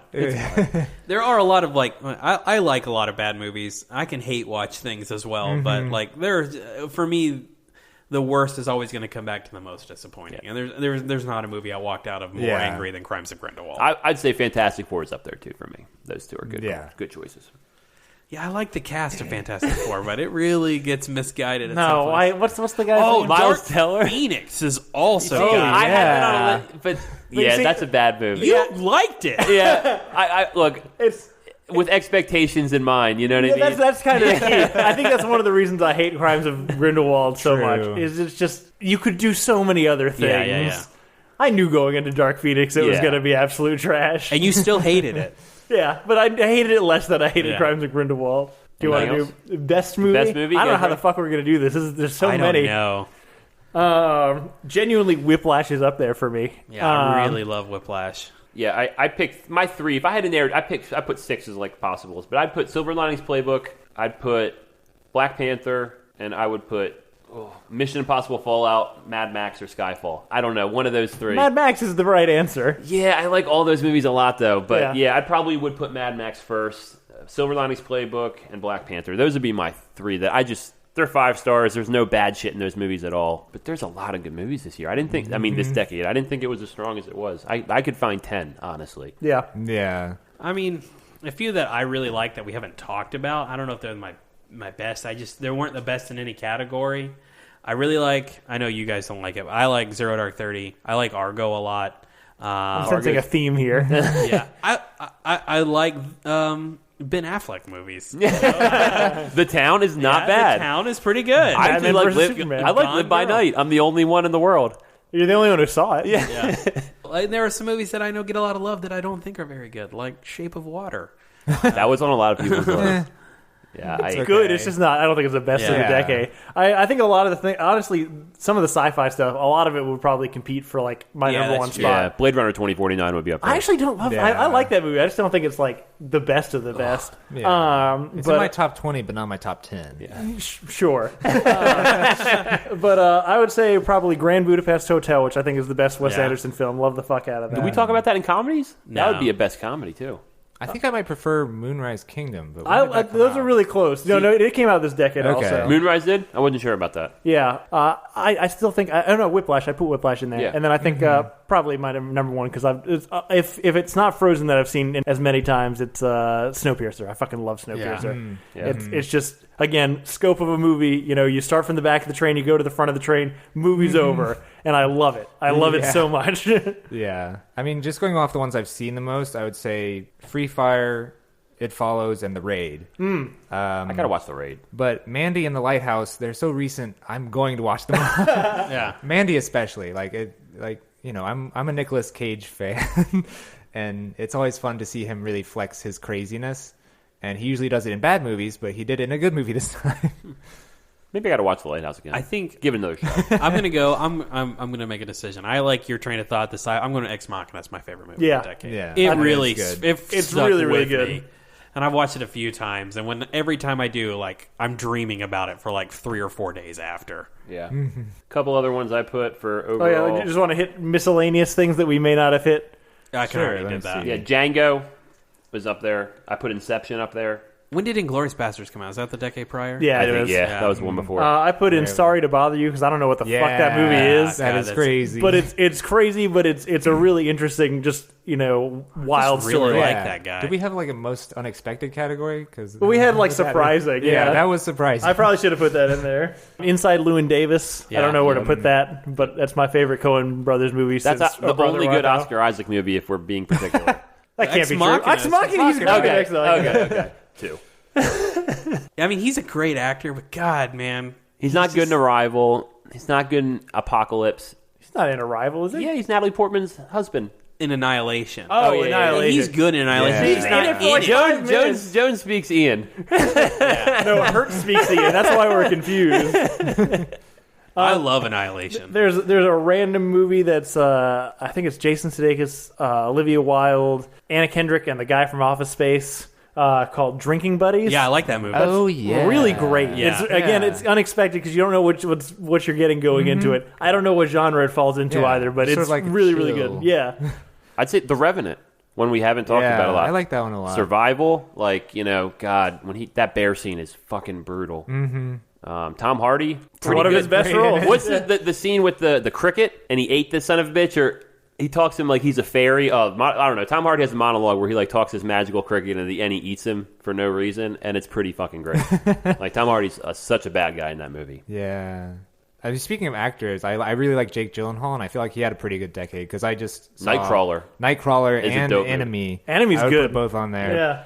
And even Southpaw was pretty good. I think the thing about Jake Gyllenhaal is he embraced the craziness of Jake Gyllenhaal. Yeah. So he kind of became Spider-Man Far From Home. More of a character actor. This was an indie movie that I don't know. I like it a lot. Liberal Arts by Josh Radnor. It's got Elizabeth Olsen in it, and it's about relationships and some of the rules that we as a society set on relationships, and it's just really chill. Zac Efron plays a stoner hippie guy who just hangs out of college and plays hacky sack, and he's fantastic in it. Zac Efron does that in Neighbors pretty well too. Yeah, this was prior to Neighbors, and he's really good in it. I've got one that's on Ian's list that he doesn't know is on his list. The Lincoln Lawyer. Yeah, I love Lincoln Lawyer. God, that movie's so good. You're right, Marissa Tomei. I love Marissa Tomei. She's so hot. I tried to put The Wrestler in Best Sports Movie, but it was 2008. Yeah. And then I got a movie that's not any of the best movie, but I just forgot it exists, and it seems even weirder in retrospect than it did at the time. Do you remember when Zack Snyder made a fucking animated owl movie? Yeah. I really like that movie. Yeah, The Legends of Ga'Hoole. Yeah. I saw that on the 2010 list, oh shit, weird. I forgot he did that. I like that movie. I do too. Yeah, man. Zack Snyder, what could have been? The Snyder Cut. When will we see it? Oh, we will one day. And we will do a podcast on it. Yeah. But yeah, I think that's it. That's everything. The teens. We hit it pretty good. Fantastic. We covered a lot of movies. Anything Hurt would want us to mention that we didn't? Probably a Motley Crue biopic on Netflix. The Dirt. I don't remember Hurt loving that movie. Maybe I'm wrong. Hurt loves every movie. Yeah. So. We talked about Mad Max Fury Road. We're fine. Yeah, that was important. We hit his greatest hits. But Hurt, we love you. Joseph James Bond is great. We know. Yeah, Hurt. he likes all the James Bond movies. He likes basically every movie that's not Transformers. Yeah. So, that's it for the teens. Join us in 10 years where we do it again for 2020. One of us will be dead, I'm sure. That's it for that. For this week, what have we been watching, guys? I will go first because I didn't watch anything this week. I watched a lot of Clone Wars. I'm in season 4. I'm almost done. I love that show so much. I'm really excited for the new season to come out. Are you doing it like season 1 to season 4? Yeah, I don't do the chronological order thing. Because I'm trying to see where it gets good in the chronological part. I don't like it because a lot of the crap, like Hunting Zero and all that, I don't give a shit about. I don't like those episodes. Yeah. I watch them, but for example, like in season 3, the first half of season 3 takes place before season 1. Yeah. And it's not strong. Yeah. The back half of season 3, which is like the Mortis arc, the return of Darth Maul, the fall of Asajj Ventress, all that shit is good. I don't know. Don't spoil it. You're not going to get to that forever slow. because you're watching it in chronological order. Yep. I hear some people enjoy it more because they don't like that the story's kind of like that would throw me off. But I personally think it's a good balance of, R2-D2 3PO episodes and Anakin Obi-Wan episodes. I just skip all those episodes. Yeah, they're not necessary. I'm watching the Jar Jar episode, the Padme episode. I was about to say, if it's a Droids episode, a Jar Jar, or a Padme episode, I've skipped it. I don't know what happened during those episodes. The only thing I have watched that I keep forgetting about, and I'm not going to talk about this week because J. Hugh isn't here, is I watched Crisis on Infinite Earths on CW. It's not over yet. The last 2 episodes come out in January. And again, I want to say it for J. Hugh. It's something. But yeah, that's it. I can't think if I watched anything else. Oh, I rewatched 101 Dalmatians with my kids this week because I haven't watched it since I was like a little kid. Yeah, it's a strong fucking movie. Way better than I enjoyed it way more as an adult than I did as a child. The animation's gorgeous and the soundtrack's great. Yeah, I don't remember any minutes of that movie. I know the basic arc, but I don't know what happened. I feel like it was never the one I wanted to put on as a kid. That's how I was. Like, I did not enjoy it as a kid, but as an adult, and let me tell you, my kids weren't into it. I just sat down and watched it, and I liked it. Nice. Good deal. I can go next. I haven't watched a lot. I don't. Did I talk about Home Alone 2 already? I think you did last week. Okay, so then I watched Star Wars again, and I feel like I may have been coming down and even harder on Rise of Skywalker than I thought. I think it's a fun popcorn movie. It does a lot of Star Wars shit. There's nothing uninteresting. It's got a positive tone the whole movie. I like the Emperor stuff. I really do. You're a simple man. Yeah, I know. I don't think we need to have deep reflection and make these statements with Star Wars. I don't think we need to George Lucas disagrees with I don't think we need to subvert expectations. Like, I just want to see familiar history and bloodlines and crazy shit, and it's got that in spades. So I think that movie's dope. And then I watched Pick of the Litter on Disney Plus. It's a new show. It's about 6 dogs that are training to be guide dogs for the blind in California, and it goes from like puppy through their formal training and tells you what got them kicked out. It's adorable if you're a dog person. The second episode made me cry because basically from birth to like 18 months they're just with these puppy handlers, and they teach them basic commands, and then they have to give them up if they pass the evaluation to actually go to the formal school, and then they get like real specific training. And like they're all crying as they're giving them out when they pass and go on. And if they don't make it, they get career changed, which is a fancy term for getting kicked out of. So and then they become adopted. But the dogs are adorable. The handlers, they go into detail. Like one's a first time handler, one's done 25 of these. So it's pretty fun. It's like 20 minutes an episode, so it's an easy watch. Are you watching the show by yourself? No, watching it. Yeah, me and Susie are watching that, and it's really good. She likes it too. And then I watched 2 more episodes of The Crown season 2.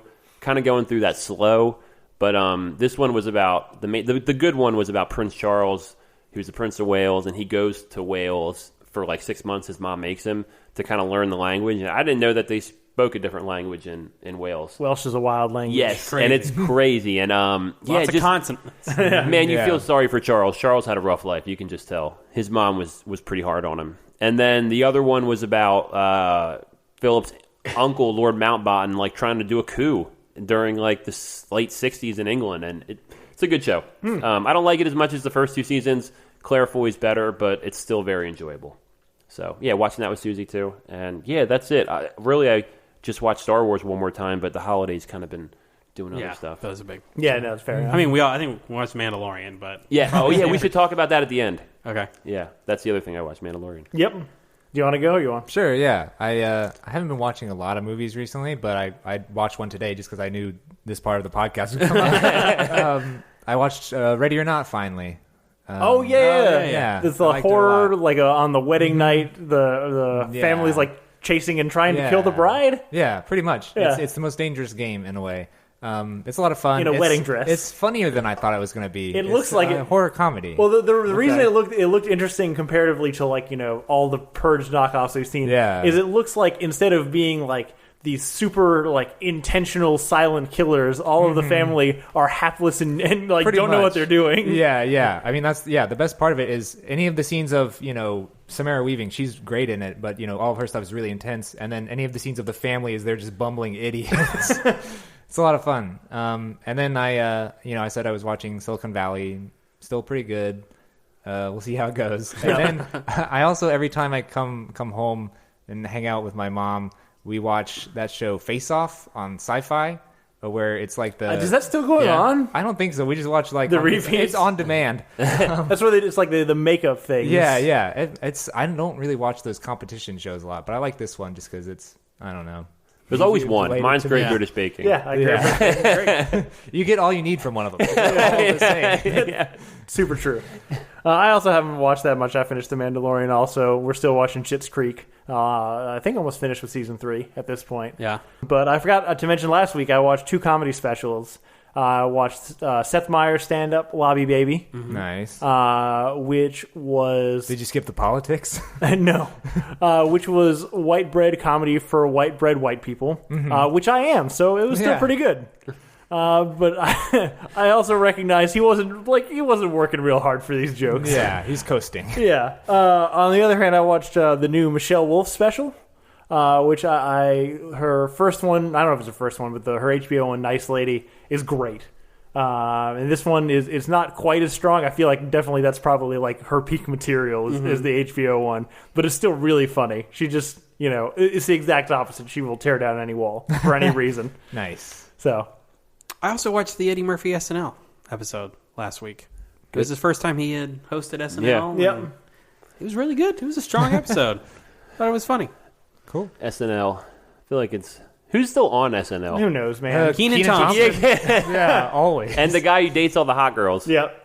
Oh, Pete Davidson. Yeah. Pete Davidson. Well, he announced he was leaving so he could go to rehab. On the episode, and the dude married Scarlett Johansson. What's his name? Colin Jost. Yeah, Colin Yeah. Jost. Oh, He's yeah. I will say my favorite thing. So I don't know that Colin Jost or Michael Che, either one of them, would be good for the Weekend Update segment Together, they're great. by themselves.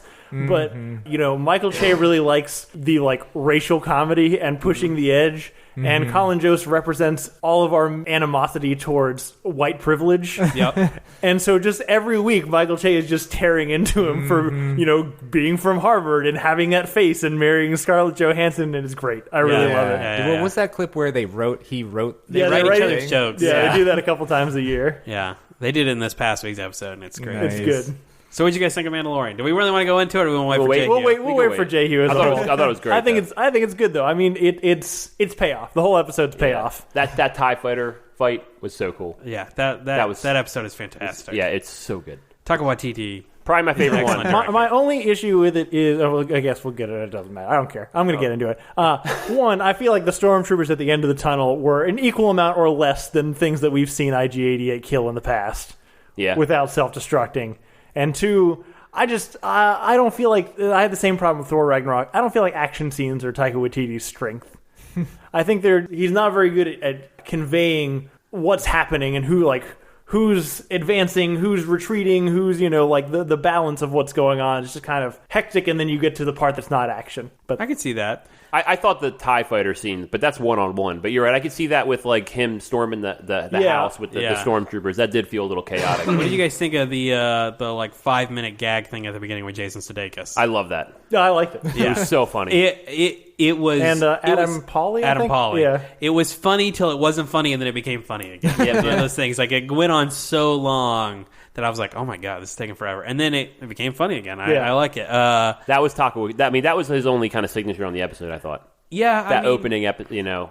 cold opening. I just think he does I think Taika Waititi's really good at connecting with characters that you probably normally wouldn't connect with. I think Thor Ragnarok really shows that. Like, you don't normally connect with Thor of all the Avengers characters, but he makes Thor really relatable. Yeah. And I think the same thing is true in this episode. And how much of that is him and how much of his writing, I don't know, but like even the way they handle the demasking scene, I think is really heartfelt. Yeah, IG-11 was the standout of that. Look, that was also my third biggest complaint was the specific dialogue for no living thing. Yeah, all right. It was forced. It was a bit forced. I think they're both good in it. I think they're both good in that scene. I think everybody. I really like the episode. He did recover kind of quick. Like, he was about to die, and then he had the back to spray. I know, but that happened pretty quick. It's fucking Star Wars. All of a sudden, he's back. And they he's took fine. an established thing that we know heals people quickly and put it in there. What do we think of the twist at the end? The Darksaber? The Darksaber. It's dope. I don't really. We're gonna have to get more context on it. The last person we know to have is Bo-Katan. That's what I thought the ending of the show was going to be. Is I thought we were going to introduce Bo-Katan into it, or find out that the armorer was her, which is a character from Clone Wars and from Rebels. But no, we just saw the Darksaber.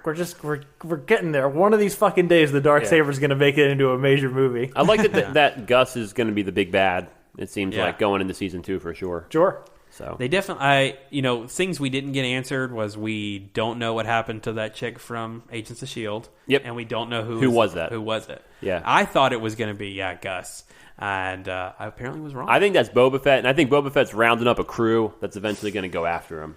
They did say ragtag group. They did announce today that established characters from the original trilogy will be in season 2. So Boba Fett makes a lot of sense. Yeah. For who that would be. Because you didn't want a Boba Fett movie. There's not enough there, but this works for Boba Fett. It's going to be the weird lizard guy.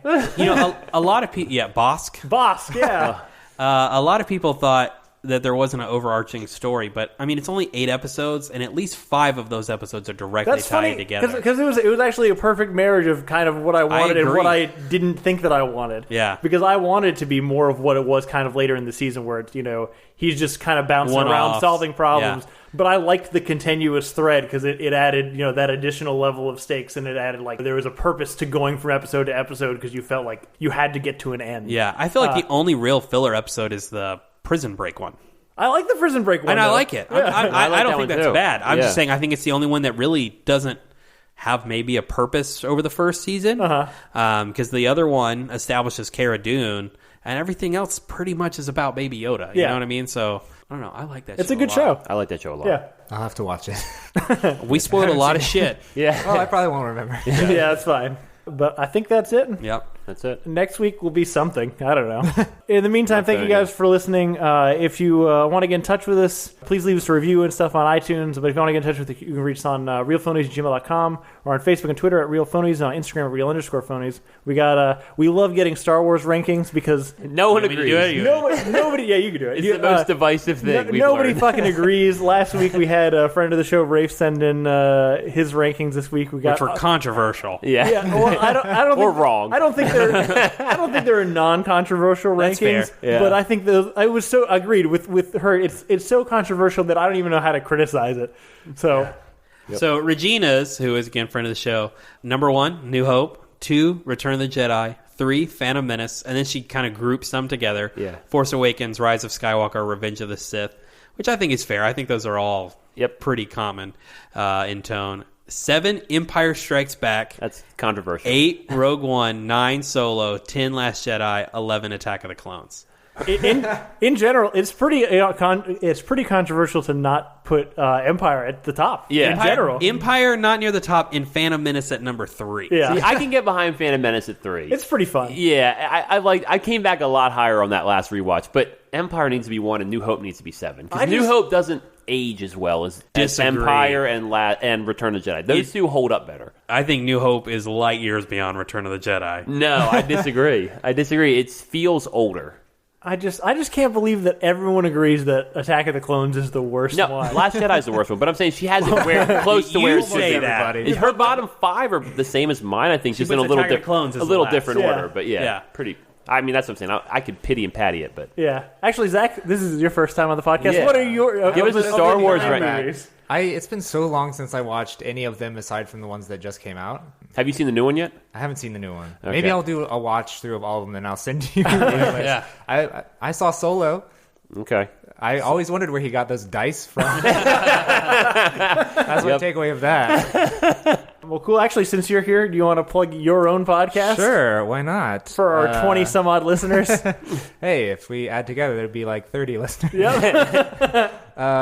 So I do a podcast called Broke Box Office. I do it with my brother. It's all about movies that are free to watch on the internet in some official capacity, not like every movie's free to watch on the internet. IMDb TV or whatever. Or mostly YouTube. We've been doing. We recently did one on Dailymotion. Just stuff that's like easy to just like put on, and it's usually like older stuff, B movies, weird stuff. So if you like that kind of thing, you know. Oh, and we also do like a series of short films that we review because those are usually free also. Yeah, that's it. I will say I don't think either one of you enjoyed watching a Hallmark movie. No. But listening to both of you break down while you're trying to like tactfully deconstruct a Hallmark movie is fucking fantastic. Yeah, I tried to be nice. It was probably my favorite one. It was tough. It was tough to get through, and technically tough because the microphones failed, and like it was bad time. Yep. But yeah, thanks for having me here. It was absolutely, a lot of fun. buddy. Yeah. Next time next time you're back in the States, you're welcome to come back. It'll be in 2020. Yep. But yeah, I think that's it. Again, reach us at realphones@gmail.com. Thanks to Zach Evans for art. Hey, he's right here. You're welcome. I'm so used to it that it's like it's weird. And thanks to Brian Velasquez for our theme, and we'll see you guys next week. Later. Nice. I think that went good.